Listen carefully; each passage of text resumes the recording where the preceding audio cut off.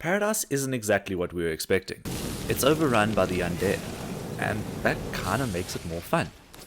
In the new action RPG, Welcome to ParadiZe, the game allows you to control your own zombies. They call them zombots, and it is a fantastic game mechanic that breaks through in a genre that often feels overrun and overly populated. So, this is my review of Welcome to ParadiZe. Let's get into it. What's up everyone and welcome back to my channel. I'm Arctic the Fox and I'm very excited to give you my first proper review on the channel. I want to say a massive thanks to Gamefinity for providing me with a review code for this, and if you are interested in this game, I will have a link in the description for the physical copy that you can buy exclusively in South Africa on koodoo.co.za. So let's hop straight into the review. With Welcome to ParadiZe, there often feels like there's lots to do, but it gets quite repetitive. Now, this isn't actually the fault of the game, but more of the genre. In RPGs, you generally have to repeat yourself quite often to level up and feel like you're a little bit more powerful than you need to be going into story missions. So, while this is a flaw in the game, it is not often the flaw of the actual specific title, but of the genre itself. Some games do it better where they can make it feel less tedious to level up like this. Welcome to ParadiZe has slightly steeper learning curve where if you die after you've gained a substantial amount of XP, you lose all your XP. Something similar to like how you lose your souls in Dark Souls. Darkborn. FromSoft, next title for your game, Darkborn. But anyways, what happens is if you get say 60 to 70,000 XP and then you die, you lose that 60 or 70,000 XP. Your marker is usually your level, so you can't level down, but it does become a bit more challenging to level up, especially if you're fighting harder level enemies, because then you carry on losing your XP. But other than that, I do generally think the game is very, very good. I love this new take on the genre. I love that you can control your own zombies, and the control options are quite deep. You can make them fight for you, you can make them heal you, you can make them run away if you want. I don't know why you would want that, but you can make them do that. And you have two separate types of zombots. You have zombots that walk around with you, so you can have one or two zombots for the most part of the game, for the majority of the game, walking around with you. And then at your camp, which is another section of the game that I would like to speak about a bit later, you have stationary pylons where the zombots come out and you can make them do tasks around your camp. So for example, when you get the biogenerator, you need a set of zombots that have a pickaxe to create holes for other zombots to plant seeds in. So it is quite interesting, and this part of the game works incredibly well when you've figured it out. There are little help boxes around the map that tell you how to use different zombots, which is fantastic, and I love it so much. I think I would have been lost without these help boxes. I received the review code before any embargo was lifted, so a lot of the game wasn't on YouTube or on walkthroughs, so it was me, myself, and I trying to figure out how to get through this game, and these little help boxes helped quite a lot. Now with the game, there are so many different facets that you have to do. You're a base builder, you're a zombie programmer, you're an animal hunter, and you're a treasure seeker. These are all different things that you do throughout this game. You can find treasure chests that you dig up to give you more resources or larger amounts of resources. You program all your different zombies like we just explained. You can build your own base, which becomes an integral part of the story because you actually have to defend your base throughout the story against very powerful hordes of enemies and their human coordinators, because that's the thing, you're not the only one that can control your zombies throughout the game. There are others that have their own zombots, and sometimes they can be friendly and sometimes they can be hostile, so you never know quite who to trust. So the story is really wacky, but it is quite entertaining to go through. It is nothing deep, it is nothing serious, but it is the perfect post-apocalyptic wacky story in my opinion. The other thing is I don't know how to explain them, but there are other zombies that are creatures, like massive animals or something. So I don't want to spoil too much here, but I'll say that there is a elephant, and this is one of the claims to fame. It is the first zombie elephant in a game, which I don't know if is actually true, but if it is, that's really cool.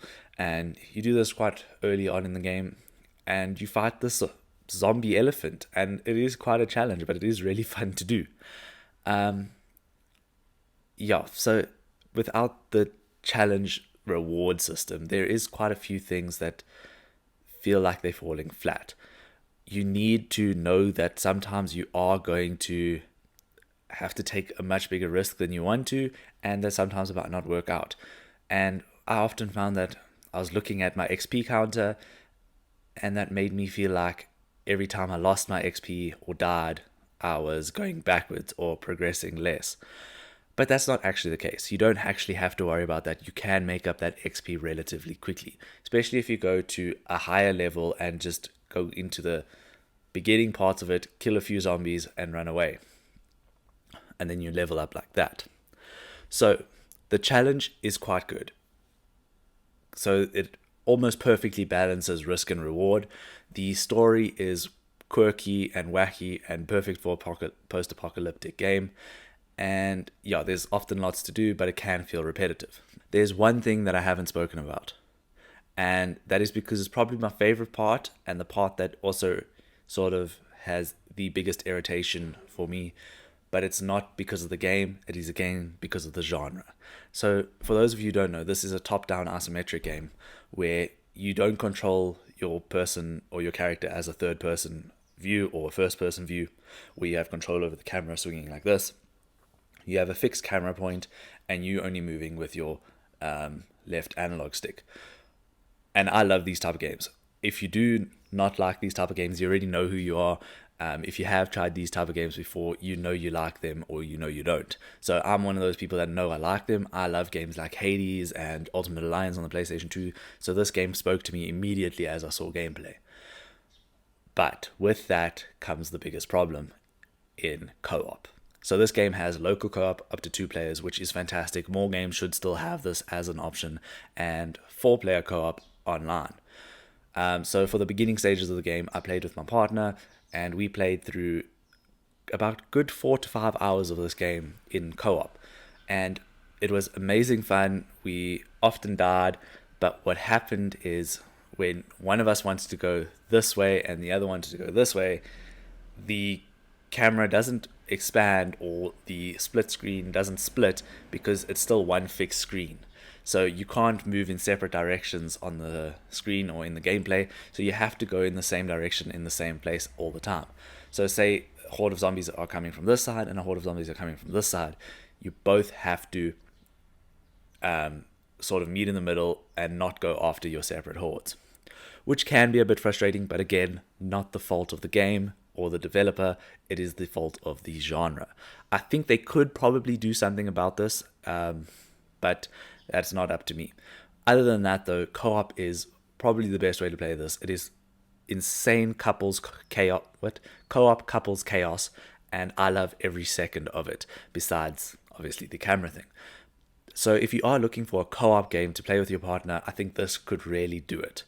The only other thing that we haven't really spoken about is the base builder. It is quite intuitive, but trying to unlock different sets of traps and stuff that you can use around your base can be a bit odd. I don't feel like there's enough talking about that. I feel like it's a bit too slow, especially when the main missions come at you at your base. I don't think I'm well enough prepared, so you have to sort of reorganize your base every time you have one of those main missions coming to attack you. But yeah, I think the game is a really good game. If you know you don't like top-down isometric games, you know you're not going to like this game. But if you are willing to try these type of games, I think this game is perfect, especially if you plan to sit down with your partner or a couple of friends online and play this game. So, what is my final opinion? What is my final rating? I think this is a solid 7 out of 10 game. It is a great game with good gameplay, good story, doesn't try to do anything fancy. It does change the formula of normal zombie games where it gives you your own zombots, which is sorely needed. I think zombies are the most explored, to put it nicely, game genre. So having something a bit different really is a breath of fresh air. Anyways, I hope you enjoyed the video and I hope you enjoyed the review, and I will definitely recommend you picking up this game. So I hope you check it out on koodoo.co.za in South Africa. Otherwise, it's available on the Play Store or PlayStation Store. It's available on Xbox, PC, so I'm assuming Steam, and the Xbox Store on your consoles. Anyways, I hope you enjoy the rest of your day and that you will join me for my next Friday video, which will hopefully be this Friday. Thank you so much. Enjoy.